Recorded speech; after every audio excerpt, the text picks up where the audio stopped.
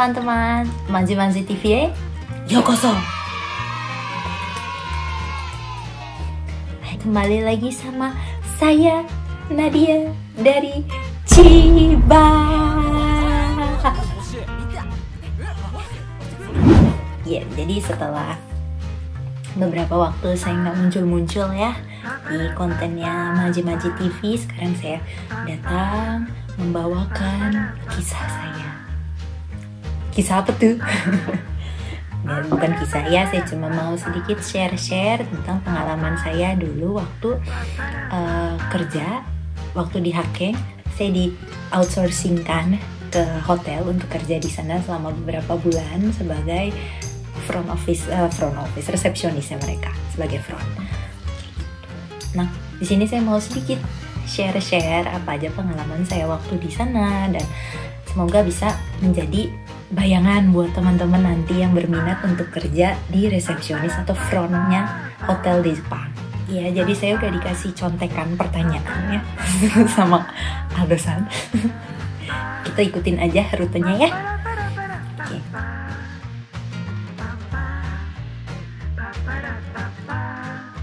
Dulu saya kerjanya di bisnis hotel, ya teman-teman ya. Ya, dibilang bisnis hotel juga. Aslinya hotelnya hotel bintang 5, cuma mereka ganti konsep, jadilah pindah konsep gitu ya, jadi ke bisnis hotel kayak gitu. Kamarnya, fasilitasnya itu basically bisnis hotel, tapi memang bisnis hotel yang levelnya tinggi, yang harganya juga bisnis hotel kelas atas gitu lah. Ini kayak gitu ya.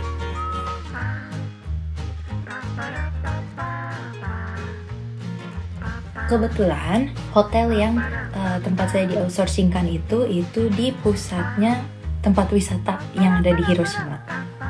Jadi benar-benar di pusat, deket banget sama tempat wisata kemana-mana. Jadi hotel saya itu campur okeakusannya, tamunya tuh campur. Hari biasa mungkin sekitar orang Jepangnya 60%, orang asingnya, orang luarnya itu 40%. Itu kalau hari biasa. Cuma kalau misalnya Golden Week gitu ya, lagi libur nasional atau international holiday, itu kadang bisa lebih banyak tamu asingnya gitu. Soalnya yang datang juga bergrup kan, kadang-kadang tuh kalau tamu asing mereka pakai jasa travel agent, terus bahasa Inggrisnya sudah pasti kepake ya teman-teman ya, kepake banget bahasa Inggrisnya. Jadi bahasa Inggris dan bahasa Jepang itu harus balance.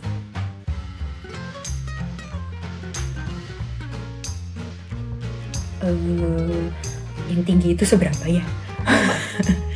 Kalau teman-teman punya JLPT N2 itu bagus banget. Saya rasa sangat berguna kalau teman-teman kerja di front hotel. Tapi kalau misalnya teman-teman, saya cuma punya N3 saya cuma punya, istilahnya saya belum lulus gitu, N2 apa gimana gitu ya, apalagi N1 gitu ya, itu zen daijoubu desu. Ya, N3 pun kalau teman-teman pede dengan kemampuan bahasa Jepangnya teman-teman, saya rasa nggak ada masalah. Karena bahasa Jepang yang dipakai juga ya mungkin memang sedikit sulit ya, karena harus bahasa Jepang yang sopan gitu ya, terutama keigo gitu. Nah, tapi itu gimana pun juga memang harus dipelajari lagi di sini. Waktu saya dikirim sebagai outsourcing di hotel, itu saya masih N3 levelnya. Sempet takut lah ya, masih N3, saya cuma bisa batas daily conversation di Chijokaiwa, terus tiba-tiba disuruh ke hotel. Cuma ya itu tadi, pertama kita harus pede, terus belajar lagi soal keigo, belajar sendiri kayak gitu.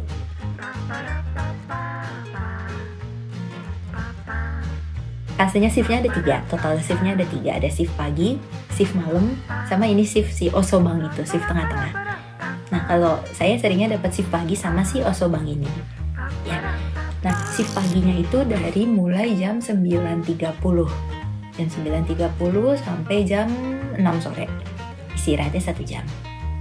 Terus shift yang osobang itu dari jam 12:30 siang, habis hiru gohan ya, 12:30 siang itu mulai kerja, selesainya jam 9 malam.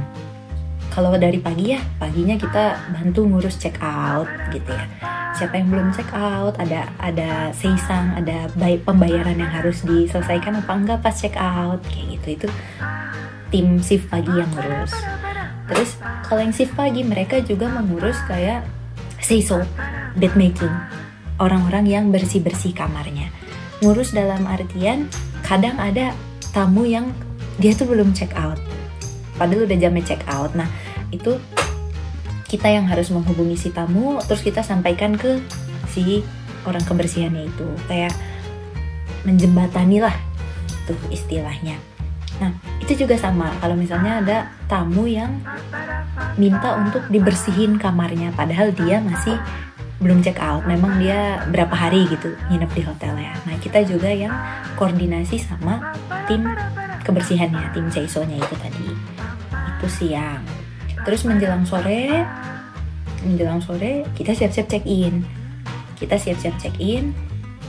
Terus yang ngurusin yang check-in. Kayak gitu sih garis besarnya. Kalau yang Osobang tadi, shift tengah-tengah itu tadi sama ya rutenya, karena mulainya 12:30 sampai jam 9 malam. Cuma ini kebagian ngurus check-in-nya lebih lama karena sampai malam kan. Kalau di hotel kan check-in tuh kadang bisa sampai jam 12 malam gitu. Itu terus aja check-in. Kayak gitu. Cuma kadang-kadang juga ya kita juga harus nge-anai kesannya. Kayak kadang ada kesan yang agak random ya. Saya mau makan, tempat makan terdekat di sini tuh di mana, kayak gitu. Itu juga kita yang harus nge-anai. Kita kasih tahu restoran-restoran yang recommended di sekitar sini, kayak gitu. Intinya tuh kalau menurut saya ya, kita front office itu yang mengurus semua hotel, seluruh bangunan hotel tuh kita yang ngurus, kayak gitu ya. Mungkin ada kayak tim kebersihannya, ada tim yang di restoran kayak gitu, tapi ujung-ujungnya kita yang harus koordinasi sama mereka gitu, biar breakfastnya lancar, biar cleaningnya lancar, kayak gitu. Kebetulan di hotel saya itu kami bukan restorannya, itu semacam lounge gitu, jadi kita restorannya nggak menyediakan makan siang, nggak menyediakan makan malam, tapi hotelnya menyediakan lounge service itu dari jam 11 siang sampai tutupnya tuh jam 10 malam. Itu kerjaannya nyiapin drink bar, nyiapin alkohol ya, karena ya mau nggak mau sih kalau sore itu memang jamnya untuk kayak happy hour gitu, jadi untuk menyediakan alkohol. Nah terus ya jaga kebersihan lounge-nya, jaga kebersihan kitchen-nya, itu juga jadi kerjaan saya waktu di hotel pada Chevron. Kadang di Jepang ada sih ya, maksudnya kerjaan yang gak sesuai sama job desk kita, itu pasti ada beberapa. Kayak di Marimo pun di sini pun saya di job desknya tuh saya tsuyaku gitu ya, translator gitu. Cuma kadang saya disuruh edit video lah, ataupun kerjaan-kerjaan lain yang gak berhubungan sama translator. Dan ya kalau kita lihat dari sisi positifnya, kita jadi nambah pengalaman juga gitu ya. Kerjaan kita, kemampuan kita nggak cuma kepake di itu aja gitu, bisa jadi pengalaman yang bagus.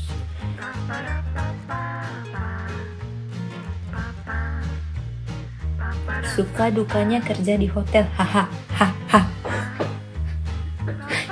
suka dukanya kerja di hotel. Kalau teman-teman memang tipe yang suka dengan yang berhubungan langsung sama Okyakusan gitu ya, saya rasa jadi front office itu memang pilihan yang bagus sih, karena teman-teman bakal bisa meningkatkan kemampuan bahasa kita itu tadi. Karena mau nggak mau ya, kita akan dihadapkan sama customer, kita harus bisa menjadi lebih baik lagi dalam bahasanya. Jadi saya rasa poin plusnya dapat pengalaman baru, saya juga ketemu banyak orang baru ya, nggak cuma dari sesama staff, dari tamunya. Setelah kerja di hotel, saya jadi tahu kalau tipe tamu yang nginep di hotel itu adalah aneh-aneh. Padahal saya udah ngerasa saya paling aneh kalau nginep di hotel, tapi ternyata ada yang lebih aneh lagi. Kita jadi tahu kalau dunia ini sangat luas guys, ya ampun gitu kan. Terus kadang dapat oleh-oleh juga dari Okyakusan. Mungkin walaupun ada beberapa hotel yang nggak ngebolehin ya kita terima barang dari customer, cuma di hotel saya, kalau tamunya kasih terima aja. Wow, ya saya mah seneng. Jadi kadang lucu-lucu hadiahnya. Dukanya ya itu tadi ya, kita yang paling depan. Istilahnya kita sebagai front office, kita adalah front gate. Kita adalah gerbang paling depan yang ketemu langsung sama pelanggan. Gitu kan. Jadi kalau pelanggan ada fumang, ada ketidakpuasan, itu pasti ke kita dulu komplainnya. Gitu ya. Kayak gitu. Jadi kayak marah-marah pun marah-marah ke kita. Padahal itu bukan salah kita. Gitu istilahnya ya, kayak mereka nggak puas dengan breakfastnya, kenapa breakfastnya seperti ini gitu. Kadang ada juga yang ngomongnya sampai nggak enak gitu ya, yang kalau dimasukin hati tuh kayak kesel banget deh pokoknya.